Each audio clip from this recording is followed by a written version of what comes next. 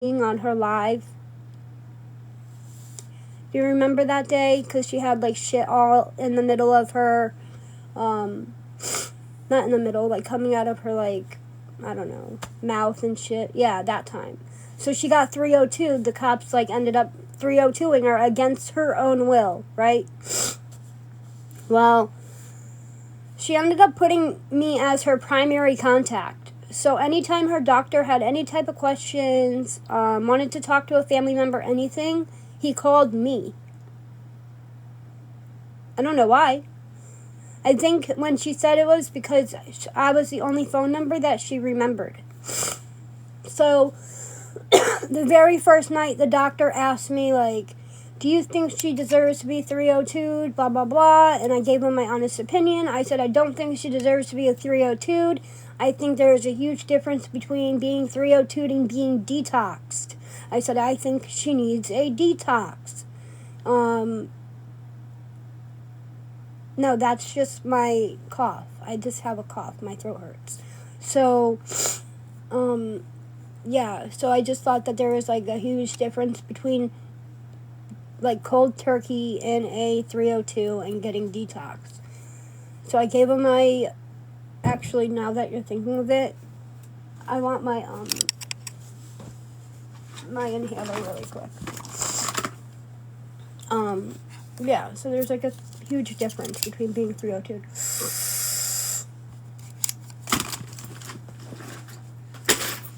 And getting detox, like going to a detox. So anyways, so that was the first night I talked to him. I talked to him like 2 different times. So I don't know if like he thought I was her mom. I don't know who he thought he was, but anyways, so then the next day, actually that night, Lisa was begging me that night and that morning, begging me to call in a threat. I'm not going to say what type of threat, but she wanted me to call in a threat so that they would clear the building and she would be able to run away. That's what her idea was. And I was like, what are you, like crazy? I would never do that. She begged me for a good 4 hours. Honestly, like I was like even questioning it in my head, like, would that work? Like, no. And then she's like asking the lady for the number to the place so I can call it in. And like, it was just way too obvious. I'm like, bro, if I call in a threat, I'm going to end up getting arrested. You're going to be stuck in 302. And like, we both lose. She was not thinking. She just wanted to get out of there. So she's like, dude, I could have gotten a lot of trouble. I know. But she asked me from like 11 p.m. at night till I'm telling you, fucking 4:35 in the morning, begging me. Did you do it yet? Did you do it yet? I was like, dude, they're like literally, you're like being recorded 24/7 wherever you are, and your phone calls are being recorded too. So if you think that you're not gonna like, if this is possible, it's not. They know what you're already trying to do. Like they hear you talk. They're listening to your phone calls. They know what you're trying to do. So every single day, me and Lisa talked, every single day. And every single day, I talked to her doctor. He called me and updated me. I don't know. Like, she kept trying to get out every single day. He had my contact number. And then Lisa would be like, my doctor's going to call. He's going to ask you questions. You need to blah, blah, blah. So I answered his questions every single time. That's all I got to say. I don't know. I'm sorry that her family wasn't put on her call list. I mean, we were good friends. Like, honestly, I was surprised that I was even, like, the primary contact on her 302 list. Like, nobody even believed me when I brought it up. When I tried to write it on Reddit to get Ronnie's attention, to be like, hey, I've actually talked to the doctor. If Ronnie wants to know how to reach out to her, get in contact with her, reach out to me. And because I didn't know how to reach out to Ronnie at this point. Or I didn't, like, even message her or anything. Like, I just didn't really care to know what her pages were, etc. So I was just like, if she wants to get in contact with me, I'll help her get in contact and get her on the list. Like, I can't force who's on the list and who isn't. I know she ended up calling her dad the first night she was there. Lisa ended up calling her dad the very first night.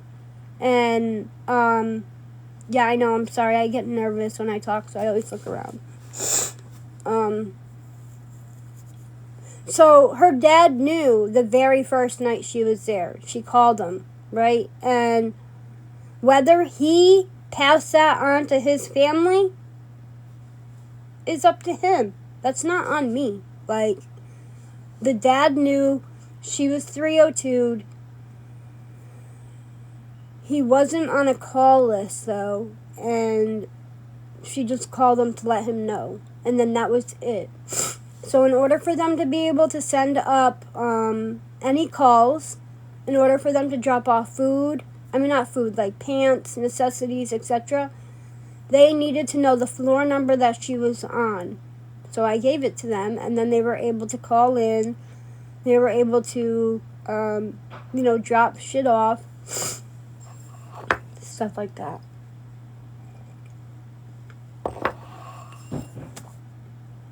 So I guess to recap really quick. No, I haven't given Lisa any money at all. To recap real quick, I have coffee. I'm drinking coffee.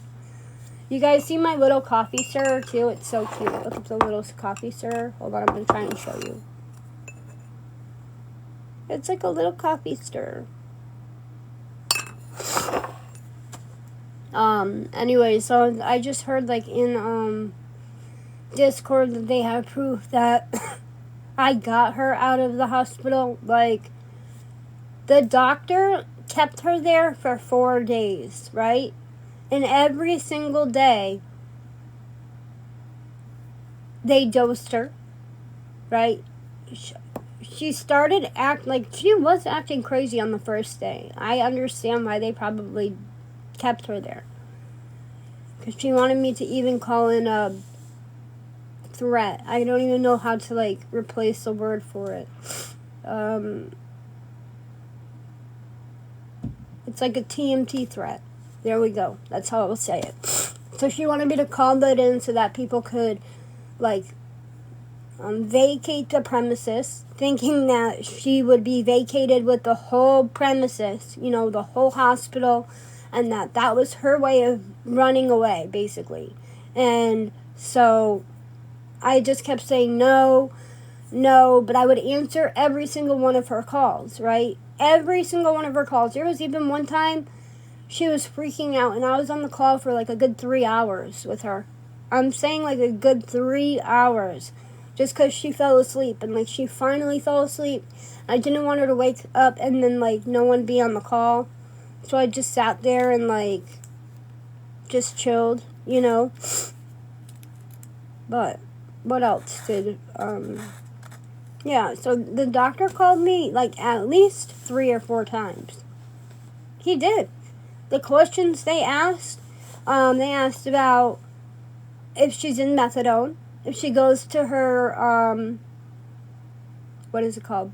Her therapy, if she shows up to methadone every day, how long she's been in methadone, etc. Just even the very first time that he called, he said, do you think that she should even be in this type of situation?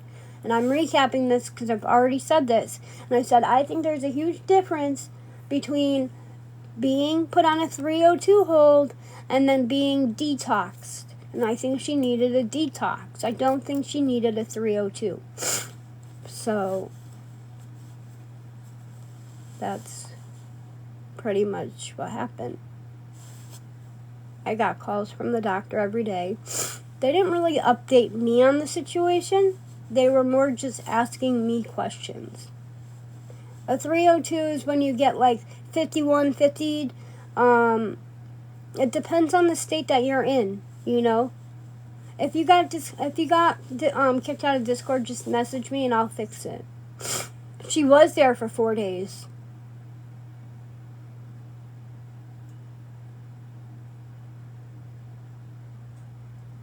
They called me because I was her primary contact. That's something you're going to have to ask Lisa. I don't know why. I can't control if someone puts me as their primary contact. I can't control that. I'm not going to be like, stop calling me. I'm not her primary contact. Like, no. If they want to call me, and that's how she had it set up. That's how she had it set up.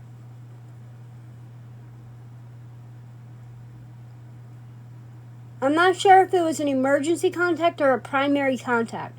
Because every single time, or like what kind of contact it was, what it was, but the doctor would call and ask me questions about like, hey, do you really think that she's like, just basic questions, you know? He would never give me information back because he knows that he's not allowed to do that. I wasn't like, oh my God, is she okay? Like, when is she going to get out? Why are you guys even keeping her? Blah, blah, blah.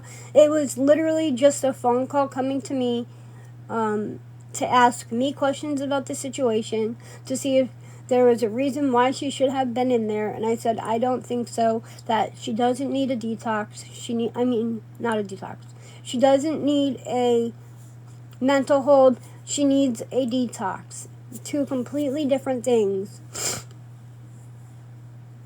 Yeah, I mean, I do, I'm trying to take accountability for everything, and it's just like, dude, you know what, like, I'm sorry that you were telling people, like, oh, you know, I'm going to speak on Ronnie for a second, about how Ronnie's always like, my family just, what's it called?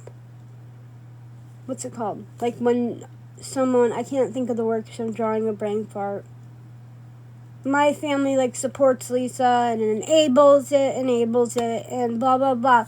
So, and then I show you something where the situation is enabled, and something about, like, a child that you think would want to be put out there and, like, sent to the police or sent to CPS, or even for you to know that your family was involved in that, even the slightest bit, just so you can figure out on whether you want to cut family was involved in that, even the slightest bit, just so you can figure out on whether you want to cut them off completely, or try and work it out as a family and be like, listen, this is fucked up.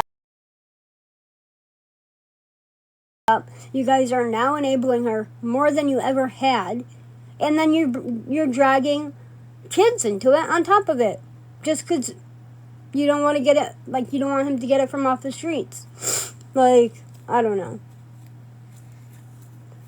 You sit here and you try and expose on how your parents are, like, enable Lisa so much. She gives her a phone, she gives her this.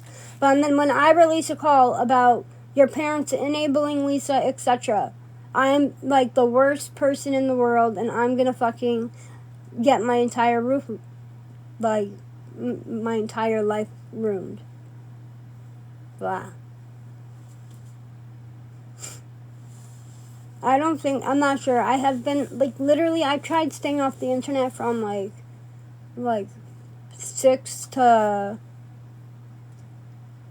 yeah, she did expose my whole household, and she doesn't even care.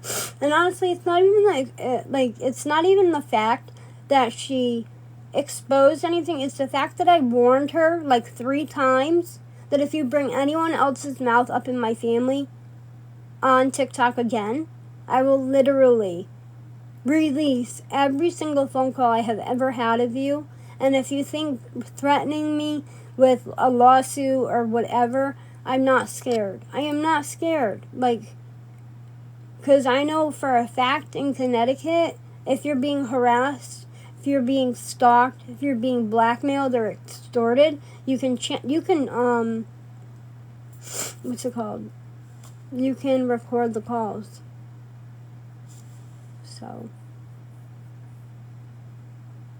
So Wednesday morning from early to Friday afternoon. So it was like 2 or 3 days that she was in there. But either way, like 2 or 3 days, I still accepted every call from the doctor. So I want to go grab a soda real quick. I accepted every call from the doctor, literally every single call. I answered his questions, and There was a time that she said she even put her mom on the list as like another person for the doctor to call and question her. And I guess her mom said to her face that she would like, no, I haven't gotten my Christmas shopping done yet. But she would say to her, like, not to her face, but over the phone, like, yeah, I got you. I'll talk to your doctor for you, Lisa, blah, blah, blah. And then as soon as the doctor got on the phone with Lisa's mom, she said, like, the opposite of everything. Everything that they went over, it was the opposite of it. I don't, like, that's just crazy to me. Hold on, real quick.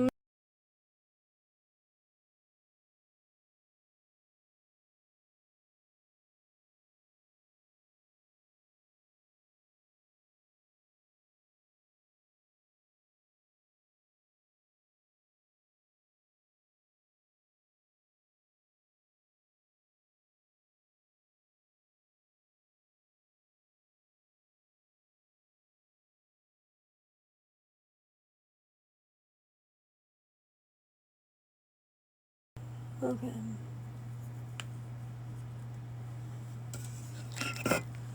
Okay, so I'm going to be brutally honest. Literally, I was a little bit nervous to come on the live again because sometimes just lives and me don't really get along. So I like took a hit of this pen, right? This little tiny pen, and I'm like, this will help me calm my nerves. And if anything, now it just brought it up, like it multiplied it by 1,000,000, and now my eyes feel droopy. So it just made it fucking worse. How rude.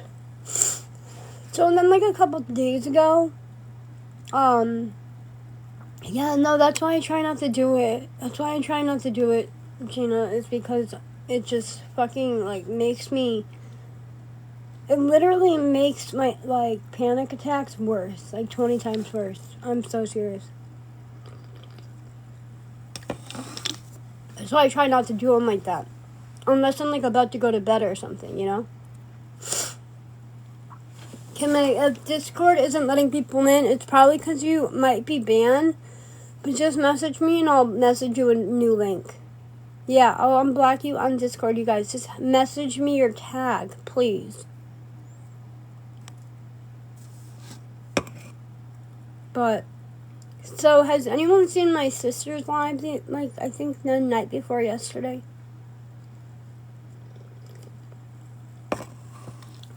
Sandy, if you want to message me about Discord, I'll send you I'll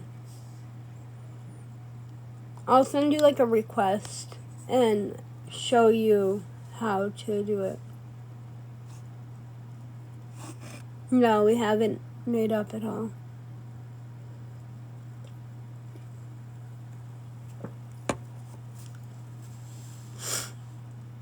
Yeah.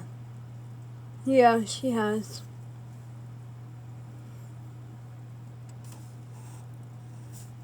Yeah, what's your Discord name, Michelle? Or I'll just make sure I message it to you, so I'm gonna friend you so that I know who to message it to. I'm just gonna wait real quick. Wave. Hopefully you got my wave.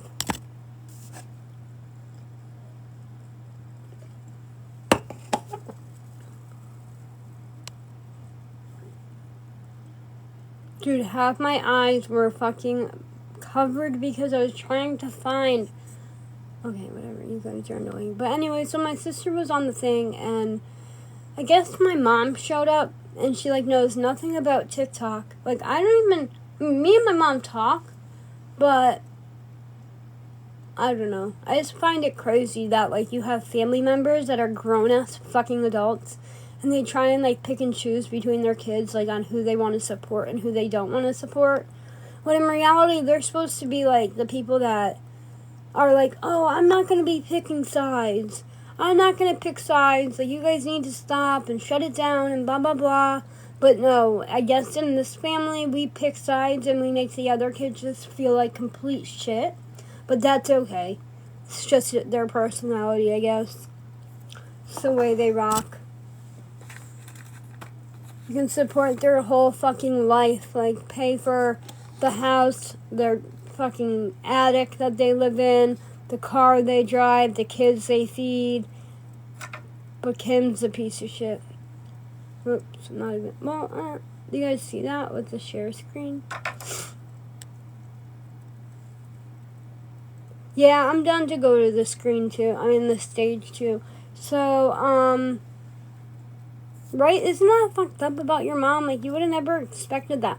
Then when I first asked her and I said, I was like, Mom, did you go online? And she was like, no. And then I had to, like, go click the account, copy and paste it, and then I had to be like, dude, is this not you? She's like, I guess I have 2 accounts. I'm like, so is it you? And she's like, yeah. I said, okay, thanks.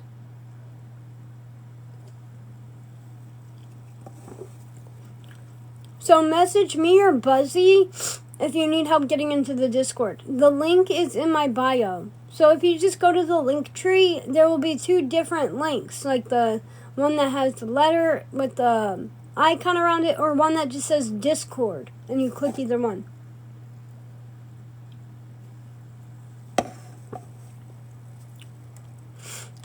Selena, if you need help, message me. Like, I'll literally follow you right now so I can help you get into, like, I just followed you so that we can message each other. Okay, cool. So I'll message you and we'll, figure out how to do it. Because it's not hard as you think. It actually gets, like, a lot easier.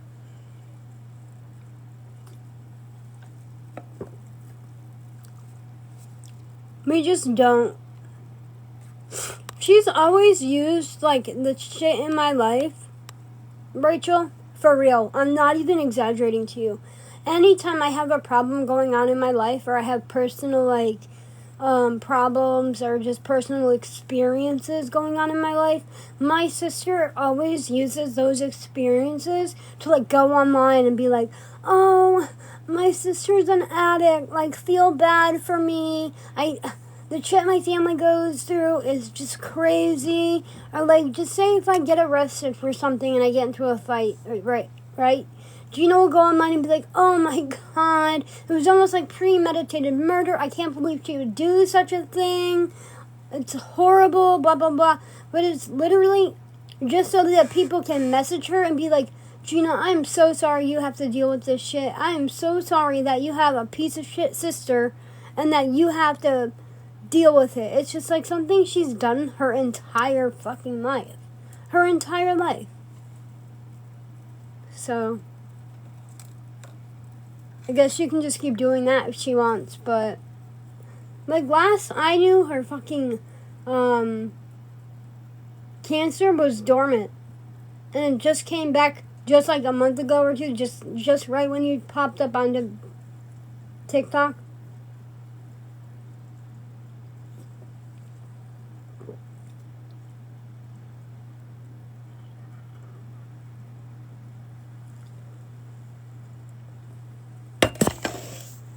I just want to see the. You want to see hold on, let me see the effects. Let me see if I can get them all in the same one.